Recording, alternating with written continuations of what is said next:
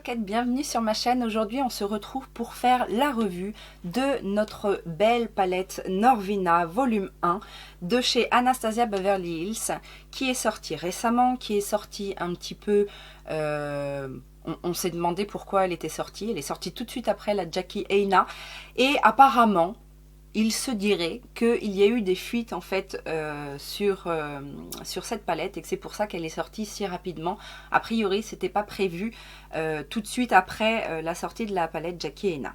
Bon, cela dit, quand j'ai vu cette palette, bien évidemment que mon cœur a battu la chamade, puisque nous avons des couleurs magnifiques, pop, néon, lumineuse, beaucoup de violet, des teintes chaudes ici qui ont leur petite particularité, on va dire. Et il y a au milieu ces fards là, la rouge, bleu, magnifique, il y a du jaune. C'est une palette qui m'a attirée, bien évidemment. Il s'agit d'une palette de pigments, donc on sait que Anastasia Beverly Hills travaille beaucoup avec le pigment pressé. Là, a priori, ce ne sont que des pigments pressés. Non, ce ne sont pas que des pigments pressés, je dis des bêtises. Il y a des eyeshadows, des ombres à paupières et des pigments pressés. Alors, la petite révolution, c'est qu'effectivement, ça n'est pas le même format que d'habitude. Là, on a une palette de 25 fards qui font 1,8 g chacun. La palette est vendue 70 €. À peu près 69 et quelques. Alors, on fait un petit calcul rapide. Les palettes Anastasia classiques, il y a 14 fards à peu près 0,8 g le fard et c'est vendu à peu près 50 €. Nous avons ici une palette de 25 fards, donc presque 2 fois les palettes classiques, de 1,8 g, donc à peu près le double, plus ou moins le double des palettes traditionnelles, et la palette est vendue 60 €. Donc autant vous dire, je vous laisse faire le calcul, mais au grammage, cette palette est vraiment d'un très très bon rapport qualité-prix. Le sujet du prix est tombé. Alors, je sais que Anastasia Beverly Hills sur Sephora c'est une exclusion, mais si cette palette vous intéresse à un moindre coût, sachez que moi je l'ai eu sur le site Fil Unique avec un bon de moins 30%. Alors 30% c'est assez rare. Non, c'est relatif. Quand on est client, enfin en tout cas moi j'ai souvent des bons de moins 30%, mais en tout cas pour les clients lambda ou les nouveaux clients, moins 25% c'est très souvent. Donc autant vous dire que cette palette à moins 30 ou moins 25%, ça vaut le coup pour le nombre de fards et la qualité Anastasia Beverly Hills. Au niveau du design, bien, elle est 2 fois plus grande que d'habitude. C'est normal, il y a 2 fois plus de fards. Donc 2 fois plus de fards et une contenance double. Donc c'est normal qu'elle soit plus grande. J'aime bien le packaging, après c'est pas révolutionnaire. Je suis d'accord pour dire que l'ouverture n'est pas facile puisqu'il n'y a pas d'encoche en fait et que c'est aimanté. Donc, alors, elle est solide, hein. Par contre on sent que c'est solide, mais c'est vrai que c'est pas le fait qu'il n'y ait pas d'encoche particulière, c'est pas forcément évident. Il y a un grand miroir qui ma foi est très très bien. Et je rejoins celles qui ont dit que c'était quand même assez pratique d'avoir la palette et d'avoir le miroir en fait qui tient à différents degrés. Donc c'est tout à fait possible en fait de poser la palette et de se maquiller en se regardant dans ce miroir. Voilà, donc il y a un côté très pratique et très appréciable quand on n'a pas de miroir pour se maquiller. Il n'y a pas de pinceau par contre dans cette palette, ce qui n'est pas le cas dans les palettes classiques Anastasia Beverly Hills, mais j'ai envie de dire, moi qui ne suis pas fan de ces pinceaux là, puisque je trouve que le bord estompeur est un peu rêche, je ne suis pas mécontente de ne pas avoir de pinceau, surtout si ça peut éviter d'avoir 10, 15, 20 € de plus dans le prix de la palette. Je vous ai fait 2 looks avec cette palette sur Instagram et je vais bien évidemment vous montrer comment j'ai réalisé celui-ci aujourd'hui en direct, en live, on va dire, dans la vidéo. J'ai fait un premier look où j'ai bien évidemment voulu tester les couleurs vives, les rouges, les oranges et surtout mettre de la lumière puisqu'il y a de très très beaux fards lumineux.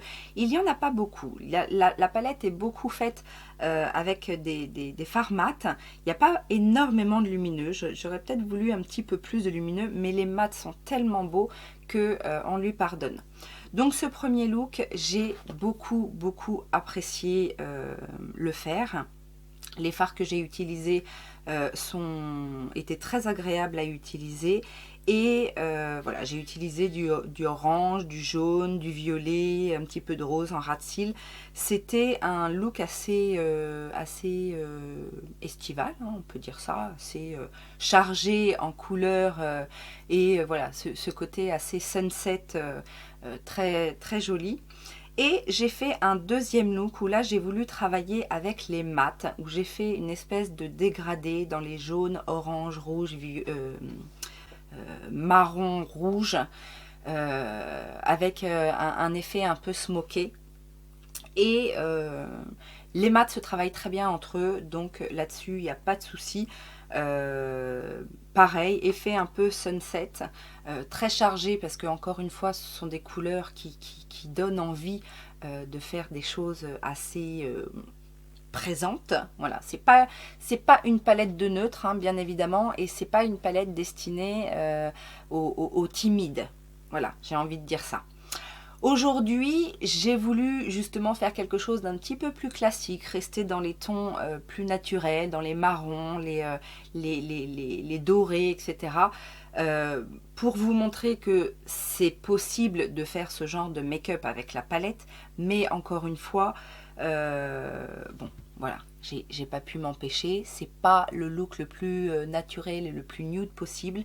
Sérieusement, je pense qu'un look nude avec cette palette est quasiment impossible, en tout cas quand on aime trop la couleur, parce qu'on a envie d'en remettre, d'utiliser des couleurs. Alors, certes, peut-être quelqu'un qui est timide, on lui met cette palette-là entre les mains, ça va peut-être être très léger, etc. Mais personnellement, j'ai pas réussi. Hein. J'ai voulu hein, le deuxième look, en fait. Au départ, je me suis dit, je vais faire quelque chose d'assez léger. Mais voilà quoi. C'est une palette qui appelle à la création. Je vous passe quand même les swatchs. Vous allez voir, il n'y a pas de nom particulier aux fards. Ce sont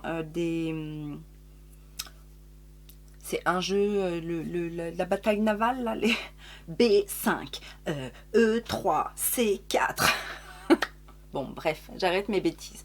Donc, vous avez une première rangée avec une bonne partie de violet et puis il y a un très beau doré. La deuxième rangée où on va avoir encore des violets, roses, des métalliques.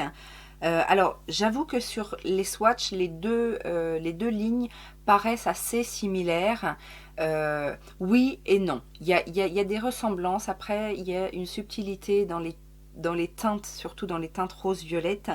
Mais c'est vrai que ça peut... alors, ça vient peut-être aussi de mes swatchs, mais les teintes sont différentes dans le sens où il y a des sous-tons différents. Il y a des violets chauds, des violets froids, etc. La troisième rangée, c'est une rangée, j'ai envie de dire, une rangée un peu neutre, entre guillemets, puisque là, on va avoir le fameux blanc mat. Et après, on a un jaune doré, un rouille métallique, et puis un prune et un marron mat, mais assez classique, j'ai envie de dire. La rangée d'après, par contre, là, on va un petit peu dans les couleurs excentriques avec du jaune, du violet métallique, un rouge magnifique, un bleu roi magnifique et un noir d'une intensité incroyable. Et la dernière, on est sur des tons chauds avec un pêche doré, un orange, vraiment orange, un jaune moutarde, mais qui va, vous allez voir, nous réserver quelques surprises. On a un orange néon, mais superbe. Et le marron de cette rangée est effectivement un de mes préférés également, puisque c'est un chocolat, au lait, mais voilà, avec une petite touche de rouge dedans qui est très très joli. 25 fards, 25, je dirais pas 25 surprises, mais en tout cas une possibilité de faire énormément de looks. Je vous en ai fait que 3, mais bien évidemment que ce sera la série, le début d'une série longue pour ma part. Je pense que je vais vraiment m'imprégner de cette palette. Je vous laisse découvrir le tuto et puis on se retrouve à la fin pour ma conclusion sur cette palette. Alors, j'ai posé ma base Laura Mercier comme d'habitude. Je vais prendre la teinte E3, donc ce jaune, jaune un peu moutarde, que je vais poser dans le pli paupière.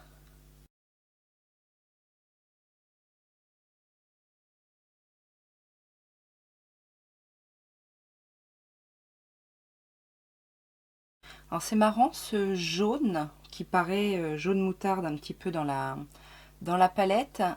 Quand on le pose, il apparaît bien jaune, mais quand on le dégrade, on dirait qu'il y a des teintes de brun qui se révèlent. C'est assez surprenant. Je vais prendre ensuite la teinte C5 avec un 231 de chez Zoeva. Et je vais intensifier le creux de paupière. Bah, c'est quoi ça? Bah alors? Tu veux dire bonjour? Tu veux dire bonjour? Regardez, c'est un nouveau bébé. Bonjour. Hop. C'est mon nouveau chat que j'ai recueilli. Il s'appelle Momoun. Bon allez, on ne se déconcentre pas. Donc je pose la couleur et je viens la fondre dans le jaune. Et je redégrade les bords avec mon pinceau qui a servi à poser le jaune.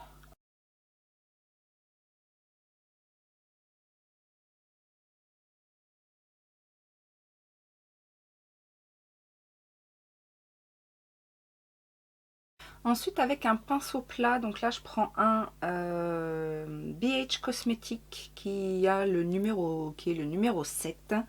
Je vais venir prendre la teinte B2 ici, qui est un marron glacé et que je vais poser à la suite.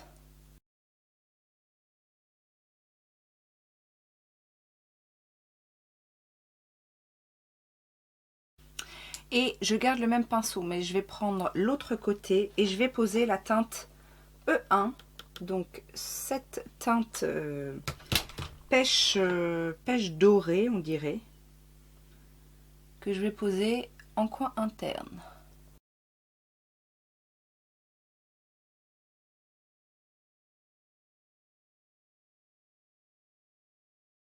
Je vais prendre un pinceau de précision comme ça, un peu fluffy, mais très souple. C'est le E36 de chez Sigma. Je vais prendre un tout petit peu de noir, donc c'est la teinte D5.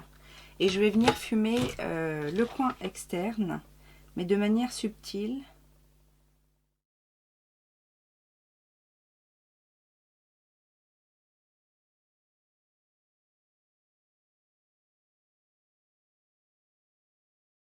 J'ai eu beaucoup de chutes avec le noir, hein, donc ça c'est pas forcément une bonne chose. Donc je vais essayer de les enlever tout de suite. Je vais faire rapidement mon ras de cils en reportant les teintes marron, donc c'est-à-dire le C5 et le B2.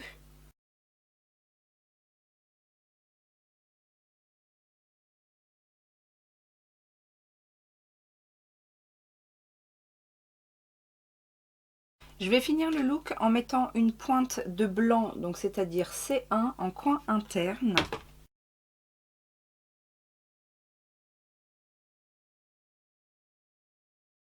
Et avec le reste du pinceau, je vais juste placer en dessous de l'arcade. Je termine le look et je reviens. Me revoilà pour la conclusion de ce petit test de la palette Norvina volume 1, puisque maintenant on sait désormais qu'il va y avoir un volume 2 dans les tons plus froids, en fait, dans les tons plus bleu-vert. Alors, donc comme vous avez vu, les fards se travaillent, alors, ils se travaillent bien, ils sont très pigmentés. En même temps, ce sont des pigments pressés, donc effectivement, il y a de la pigmentation quasiment dans tous les fards.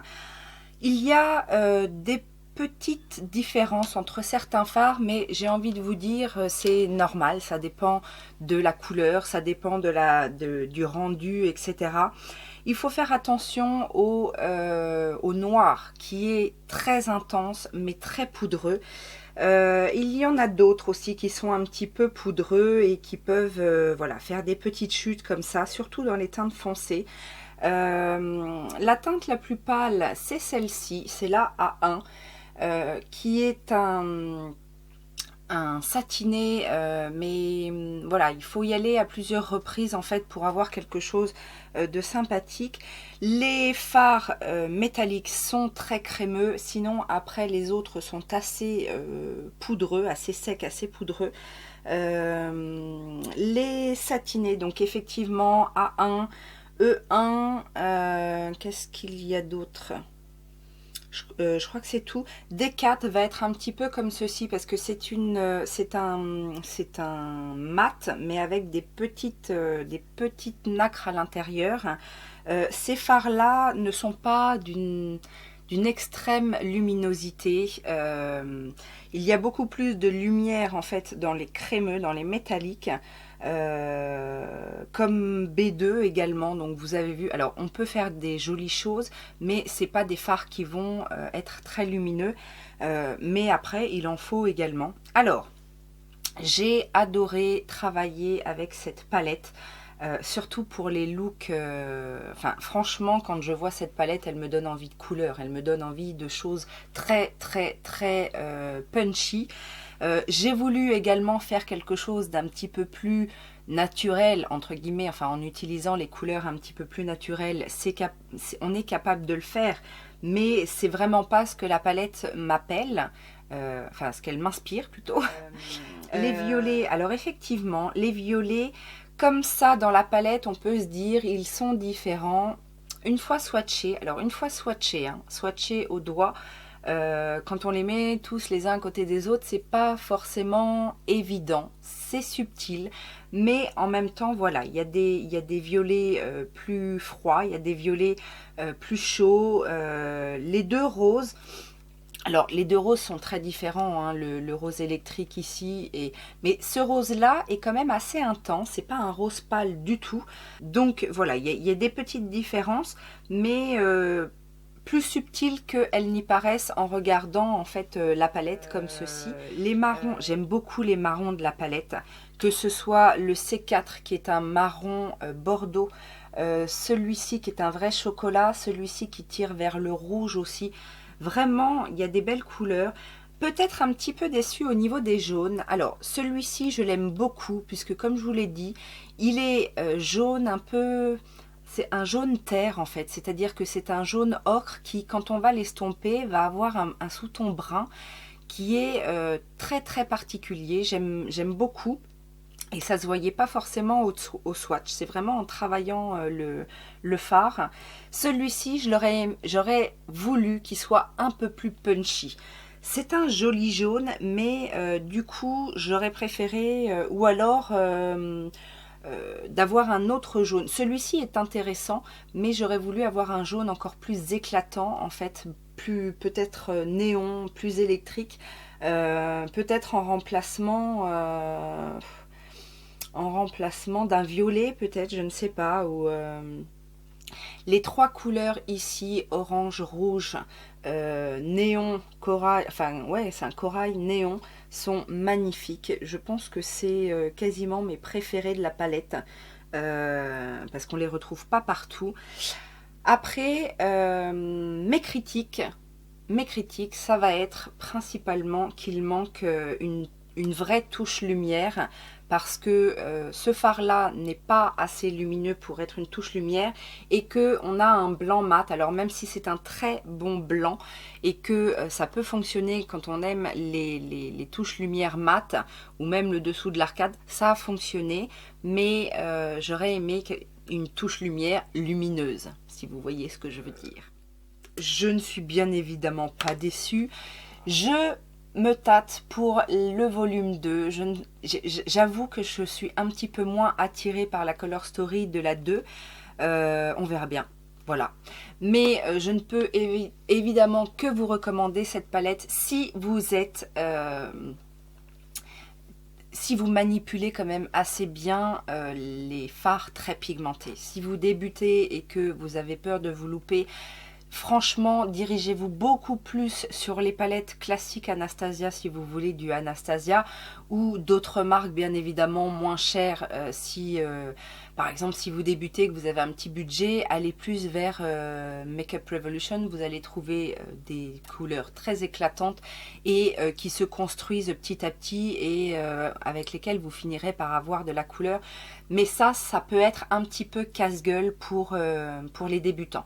Voilà.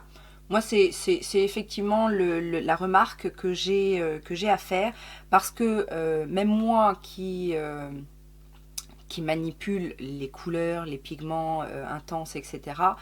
Alors, j'ai pas galéré, mais je sens que ça peut être litigieux, si vous voyez ce que je veux dire. Après, c'est une palette avec un très bon rapport qualité-prix. Je vous l'ai dit, moins de 2 € le gramme de produits, donc c'est vraiment révolutionnaire chez Anastasia Beverly Hills. Donc voilà, je suis ravie de ce retournement de situation chez Anastasia. Ce que je veux comprendre de cette collection, puisqu'il va y avoir apparemment plusieurs palettes, en tout cas 2, c'est que j'ai l'impression que Norvina a voulu se démarquer un petit peu de la marque de fabrique de sa mère et pour que ce soit plus accessible, plus jeune, plus punchy. Et j'accepte. La marque a été créée par sa mère, elle a donné une image, etc. Norvina arrive, va prendre la relève et veut apporter sa pierre à l'édifice. Et ben pourquoi pas, si les deux lignées restent. Voilà, moi je suis de la team des deux. J'aime beaucoup ce qui se manigance avec Norvina, mais je suis aussi très attachée à l'esprit d'Anastasia. Donc voilà, tout simplement, les choses sont dites. J'espère que cette revue tuto vous aura plu. Dites-moi ce que vous pensez de ce look. Dites-moi ce que vous pensez des 2 autres également. Et puis, je vous dis à très bientôt. Des petits likes, ça fait toujours plaisir. Abonnez-vous si ça n'est pas encore fait. Et pour celles qui ont quelques secondes à tuer, Utips pour soutenir le travail de la chaîne. Je vous fais plein de gros bisous et je vous dis à très bientôt. Ciao, ciao!